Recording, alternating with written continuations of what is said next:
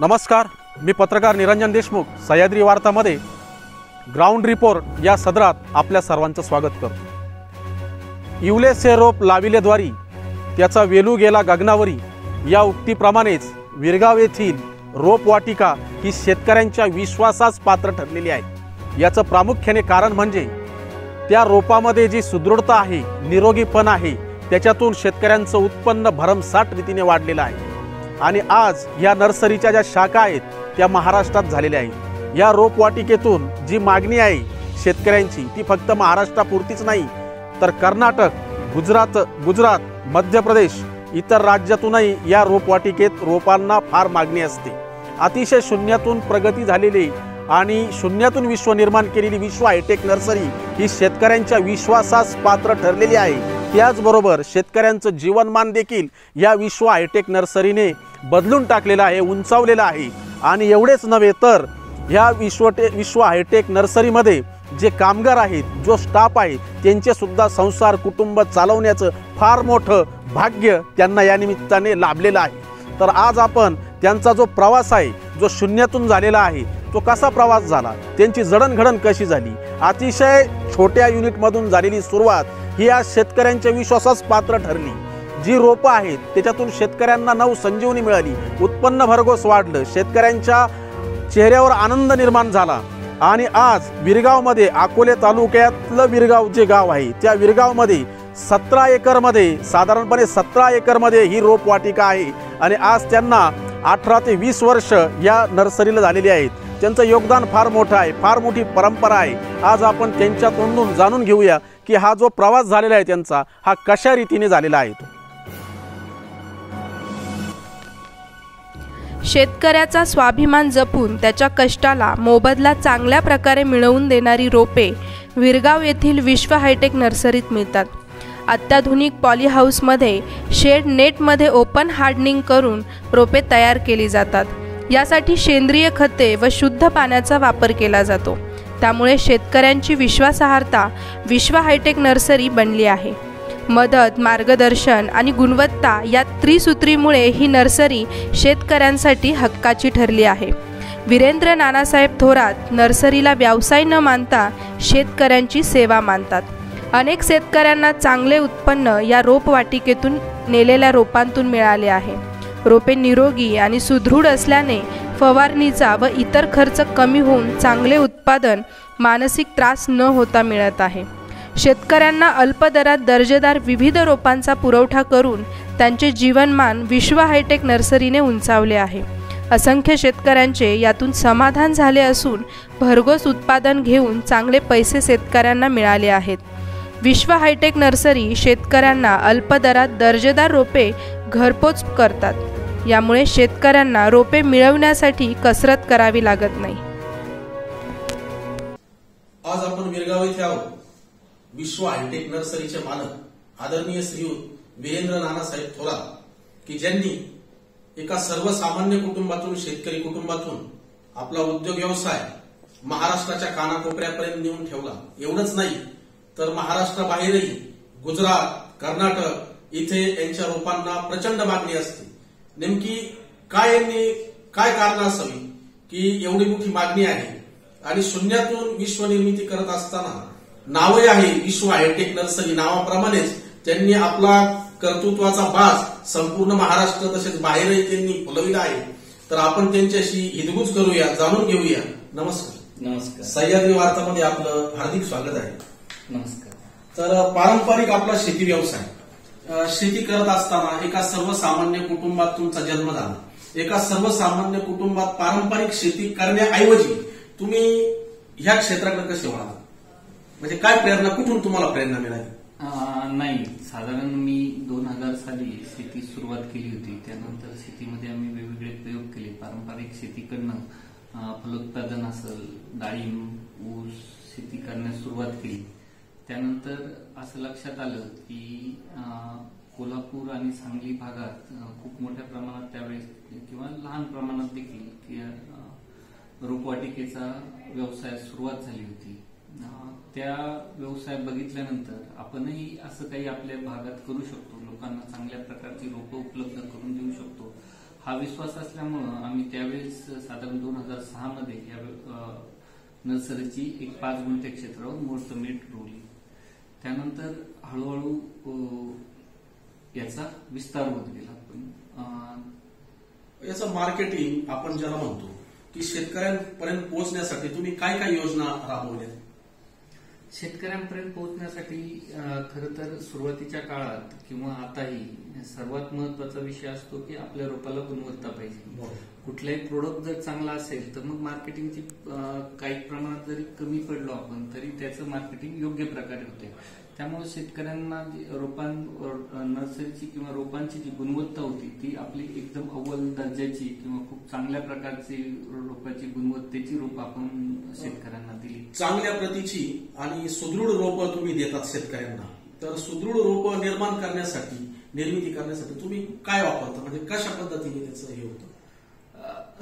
तुम्ही जर बघितलं तर जसं एखाद्या छोट्या मुलाला ज्या प्रकारे संगोपन केलं जातं अगदी बरोबर, तर त्याच पद्धतीने हा रोपवाटिकेचा व्यवसाय आहे. यात वेळोवेळी किंवा पावलावर खूप मोठे धोके आहेत किंवा त्या रोपाला वेळोवेळी इजा होऊ शकते. अनेक रोग किडीला ते बळी पडू शकतात. अगदी लहान मुलाप्रमाणे त्यांचा सांभाळ, लहान मुलाचा जसा आपण सांभाळ करतो त्याचप्रमाणे ह्या रोपांचा देखील ही पण एक लहान मुलंच आहेत. या बीजापासून रोपाची निर्मिती होत असताना सुरुवातीचे जे 21 ते 25 दिवसांचा किंवा 30 दिवसांचा कालावधी आहे ह्याच कालावधीवर पुढे त्या रोपाचं जडणघडण दिसत असतं. मी सह्याद्री वार्ताच्या प्रेक्षकांना सांगू इच्छितो की त्यांनी अतिशय छान इथे सांगितलेलं आहे की अगदी लहान मुलांची जशी आपण काळजी घेतो, संगोपन करतो, तसं ते आपल्या नर्सरीमध्ये, रोपवाटिकेमध्ये रोपांचं संगोपन करत असतात. म्हणतात ना की लहान मुलाचे पाय पाळण्यात दिसतात, त्याचप्रमाणे एका म्हणजे चांगल्या व्यक्तीचे, थोर पुरुषाचे पाय हे लहानपणीच त्याच्या पाळण्यात दिसतात. तशाच प्रकारचे रोपं तिचं संगोपन करून, म्हणूनच असंख्य शेतकरी त्यांचे आज ग्राहक आहेत आणि ते ग्राहक असलेले असंख्य शेतकरी त्यांच्या शेतामध्ये भरघोस उत्पन्न घेत आहेत. त्यांना जे कमी क्षेत्रामध्ये भरघोस उत्पन्न मिळतंय. तर याच्यासाठी काय तंत्र तुम्ही वापरलेलं आहे की भरपूर त्यांचं उत्पादन निघतंय? आम्ही काही फळ बघितले, तुम्ही ज्यांना रोप दिले, भरपूर टोमॅटोचे उत्पादन असतील, बटाट्याचं असतील, म्हणजे काय केलं जातं याच्या संदर्भात? काय झालंय, गेल्या 5 ते 10 वर्षापासून आपण पारंपरिक शेतीला सोडून एक वेगळ्या शेतीकडे शेतकऱ्यांचं डायव्हर्जन होत आहे. पारंपरिक शेतीला फाटा देत असताना अनेक नवनव्या गोष्टी शेतीमध्ये बदलल्या गेल्या. जनरली सुरुवातीला आपण फ्लोनी पिकं घेत होतो, त्यानंतर मार्केटिंगचा अभ्यास आपला कमी होता, मल्चिंग पेपर आले असेल, वेगवेगळ्या टेक्निक आता नवीन हायटेक शेती ज्यावेळेस आपण म्हणतो की ज्या शेतीमध्ये उत्पन्न वाढलं.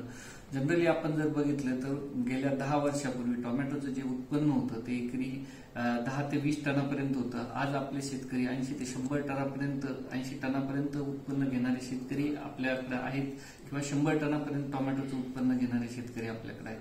म्हणजे जो पिकाची प्रोडक्टिव्हिटी जी बदलली गेली त्यात अनेक घटक कारणीभूत होते. त्या प्रत्येक घटकाला विश्व हायटेक नर्सरी शेतकऱ्यांच्या पाठीमागे उभं राहिली, त्याविषयी व्यवस्थितरित्या मार्गदर्शन केलं. जेणे की सुरुवातीला आपण ड्रीप इरिगेशनकडे गेलो की जेणेकरून पाण्याची बचत झाली, योग्य प्रकारे लिक्विड खतांचा पुरवठा योग्य वेळी आपल्याला करता आला.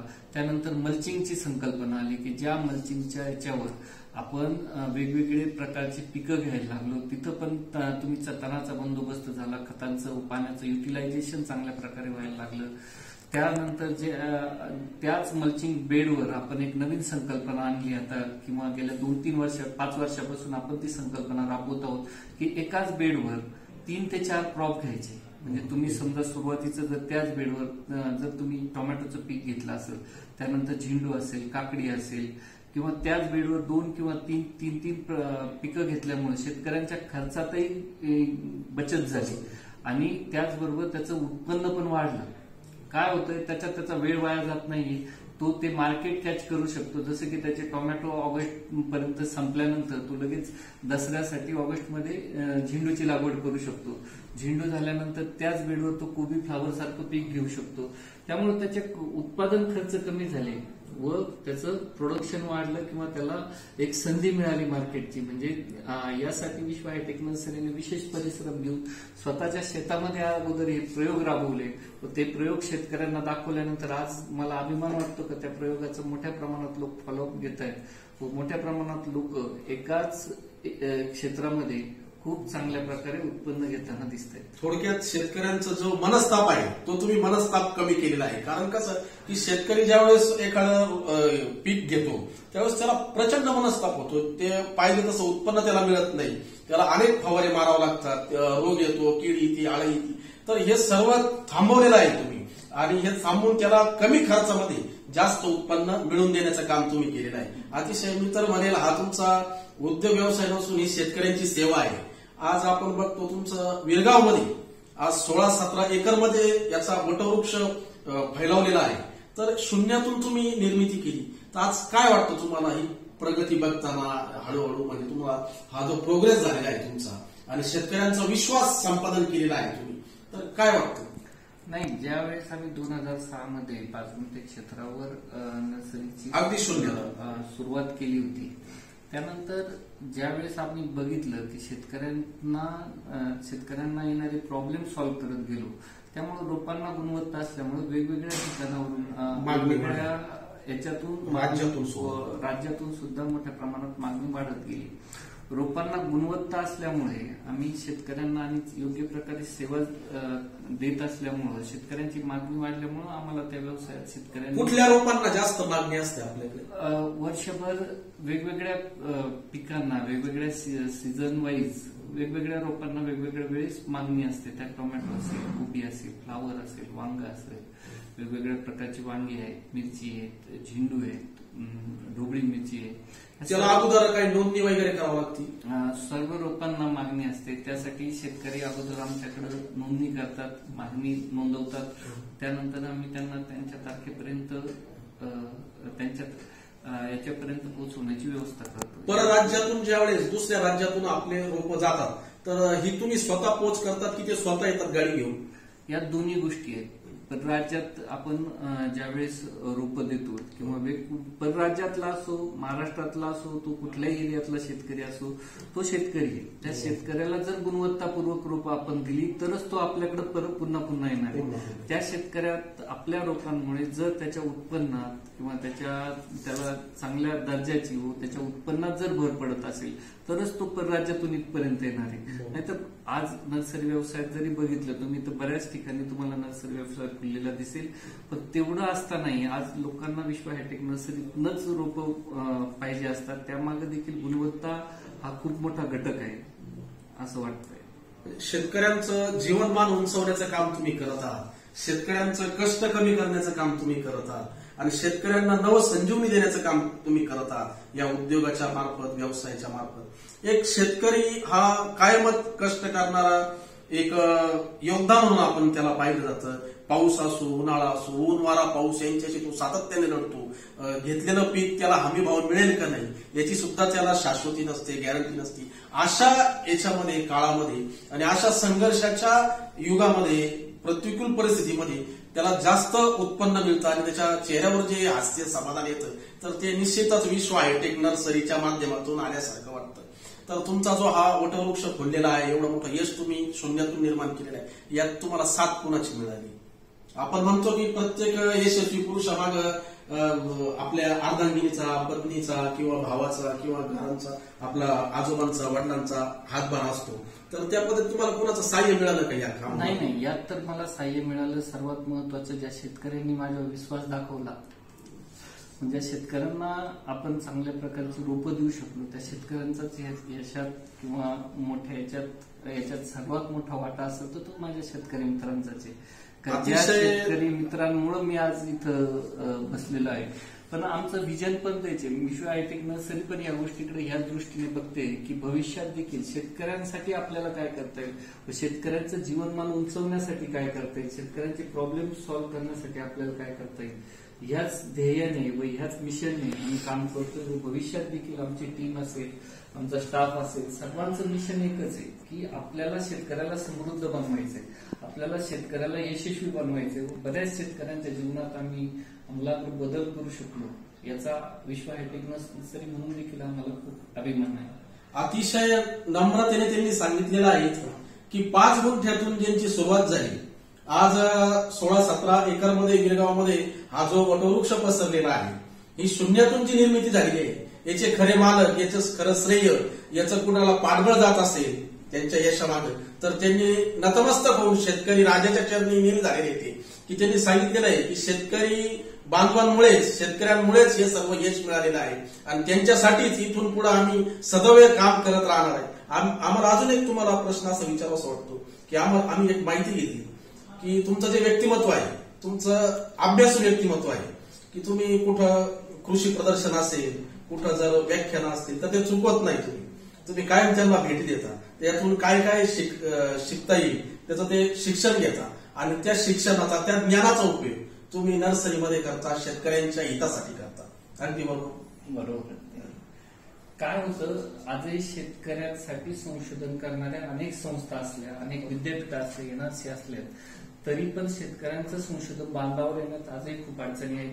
कदाचित काही गोष्टी अशा आहेत की ज्या आपल्याकडे आज उपलब्ध नाहीत, ज्या ठिकाणी आपण शेतकऱ्यांना संशोधनात कमी करतोय, पण बाहेर त्या गोष्टीमुळे संशोधन झालेलं आहे. बाहेरच्या एमएनसी असतील, मल्टीनॅशनल कंपनी असतील की ज्या चांगल्या प्रकारचं संशोधन आज घेऊन येत आहेत, ते संशोधन बांधावर त्याच्या शेतकऱ्यांपर्यंत पोहोचवण्यासाठी आम्ही सातत्याने प्रयत्नशील असतो. त्यासाठी आम्ही जर नॉलेज वाढवलं, आपलं जर नॉलेज वाढवलं, तर ते नॉलेजचा उपयोग आपल्या शेतकरी बांधवांसाठी करून देता येईल असं आम्हाला वाटतं. त्यासाठी वेगवेगळ्या प्रकारचे व्याख्यान असतील किंवा वेगवेगळ्या ठिकाणी जिथं कुठं आम्हाला नॉलेज मिळवण्याचा प्रयत्न करता येईल ते आम्ही तो पण प्रयत्न करतो. ते शेतकऱ्यांच्या बांधापर्यंत आपल्याला कसं पोहोचवता येईल लवकरात लवकर, व त्यातून शेतकऱ्याला कसं उन्नती करता येईल, त्याचा प्रोडक्शन कॉस्ट जे आपण खर्च म्हणतो ते कमी करून त्याचं आर्थिक गणित कसं सुधारवता येईल याचा प्रयत्न विश्व हायटेक नर्सरी नेहमी करत आली. इथून पुढे तो प्रयत्न आमचा करत राहील.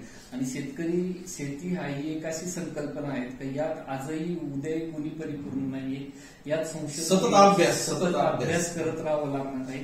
परिपूर्ण होऊच शकत नाही हा विषय. कारण आपण जर बघितलं तर रोज नवीन नवीन किडी येत आहेत, नवीन नवीन रोग येत आहेत. त्यामुळे जरी एखाद्या किडीवर, रोगावर आपण मात केली तर उद्याचे प्रश्न कदाचित त्याच्या नवीन पुढच्या आव्हानांना सामोरं जावं लागतं. मग यामध्ये आपल्याला शिक्षण कुठल्याही प्रकारचं थांबवता येणार नाही. आपल्याला नवीन नवीन शिकून ते आपल्या शेतकऱ्यांच्या बांधापर्यंत पोहोचवता येईल, जेणेकरून परदेशात किंवा विदेशात जे चांगलं संशोधन झालेलं आहे ते आपल्या शेतकऱ्याच्या बांधावर पोहोचलं पाहिजे. हाच त्याच्या मागचा उद्देश आहे. आपल्या शाखा किती आहेत? आपल्या 2 शाखा आहेत. विरगावला 3 ठिकाणी आपल्या शाखा आहेत. विरगाव इथे एक मेन ब्रांच म्हणून आपण इथं काम करतो आणि मसूर इथे आपली शाखा आहे. आणि एवढा सगळं व्याप आहे या शाखांचा, हे सगळं तुम्ही सांभाळता, तर आपलं दिनक्रम कधी चालू होतो? दिनक्रम तसं सकाळी 6 वाजताच चालू होतो. 6 वाजेनंतर सगळ्या रोपांना पूर्ण फेरी मारल्याशिवाय मी 8 वाजेपर्यंत माझी सगळी रोपं माझ्या डोळ्याखालून गेलेली असतात. त्याचा फायदा असा होतो की आपण जरी दिवसभर शेतकऱ्यांना जी रोपं देतोय किंवा जी देणार आहे त्याच्या गुणवत्तेत आपला पसारा वाढल्यामुळे किंवा आपला एरिया वाढल्यामुळे त्याच्या गुणवत्तेत व दर्जामध्ये कुठल्याही प्रकारचा भेदभाव होता कामा नये किंवा जनरली विस्तार झाल्यामुळे जो आपलं लक्ष कमी होतं किंवा काय तो प्रकार न होता शेतकऱ्यांना योग्य गुणवत्तेची दर्जाचीच रोपं जावीत म्हणून आम्ही 15 ते 16 तास मीच नाही तर माझी टीम देखील खूप चांगल्या प्रकारे काम करते. हे आणि अतिशय माफक दरामध्ये तुम्ही रोप शेतकऱ्यांना देता येईल हेही आम्हाला कळलेलं आहे. म्हणजे इतर तुलनेमध्ये तुमच्याकडे म्हणजे अतिशय चांगल्या याच्यामध्ये देता तुम्ही. एक शेतकऱ्याची सेवा म्हणूनच हे काम तुमचं चालू आहे. अगदी बरोबर आहे. यात कसं होतं की ज्यावेळेस तुम्ही गुणवत्ता चांगली देण्याचा प्रयत्न करतात त्यावेळेस आम्ही कधी गुणवत्तेकडे दुर्लक्ष करत नाही. कारण जर एखादा चांगला जर औषध आपल्याला फवारण्याचं असेल, आम्ही हाच विचार मनात कायम राहतो की ते रोप आपण सर्वोत्कृष्ट कसं बनवू शकतो की जेणेकरून शेतकऱ्याला अडचण येणार नाही व त्याच्या उत्पन्नात भर पडत असंच रोप आपलं शेतकऱ्यांपर्यंत गेलं पाहिजे. व त्याचे आम्हाला रिझल्ट म्हणजे आपण रिझल्ट देखील तसे दिसतात की योग्य गुणवत्तेचं रोप शेतकऱ्यांपर्यंत जात आहे. पूर्वीच्या काळी असं असायचं की आपल्या वाडवडिलांना, पूर्वजांना भरपूर जमिनी असायच्या. 20 एकर, 25 एकर, 30 एकर असे क्षेत्र असायचे.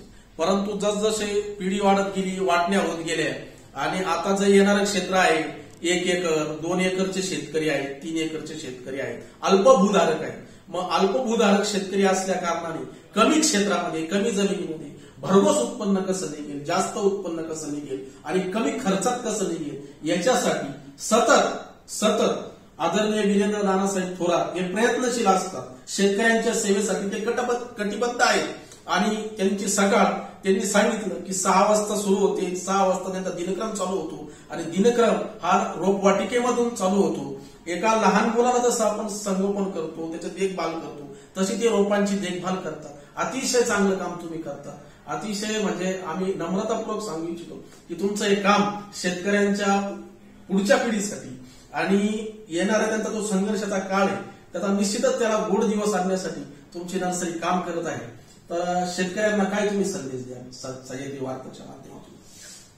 सह्याद्री वार्ताच्या माध्यमातून मी शेतकऱ्यांना सांगू इच्छितो की जरी काळ कठीण असला तरी आपण पॉझिटिव्हिटी जर ठेवली आणि मनाची जर संकल्पना दृढ असेल आणि जर शेतीसाठी तुम्ही पायदूड जे म्हणतात ते जर खत देत असाल तर शेतीत यशस्वी होण्यासाठी तुम्हाला कुणीही रोखू शकत नाही. आज जर आपण फ्युचरमध्ये बघितलं तर सर्वात चांगले दिवस हे भविष्यात शेतीसाठी येणार आहेत व आजही आहेत.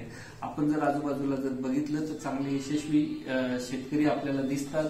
तसंच पॉझिटिव्हिटीने जर गेलो तर आपणही शेती यशस्वी करून दाखवू शकतो. यासाठी कुठलंही सहकार्य लागलं तर विश्व हायटेक नर्सरी ही नेहमी देण्यास आपल्यास तयार राहील व आमच्याकडे भरपूर अशा यशोगाथा आहेत तर ज्या यशोगाथेतून आपण हे सिद्ध करू शकतो. शेतकरी कधीही तोट्यात जात नाही. पण त्यासाठी आपण स्वतः पॉझिटिव्ह सकारात्मक विचार घेऊन जर शेतीत उतरलो तर 100% शेती हे यश देते आणि देतेच. तर सह्याद्री वार्ताने मला ही जी संधी दिली त्याबद्दल मी सह्याद्री वार्ताचे खूप खूप आभारी आहे. धन्यवाद.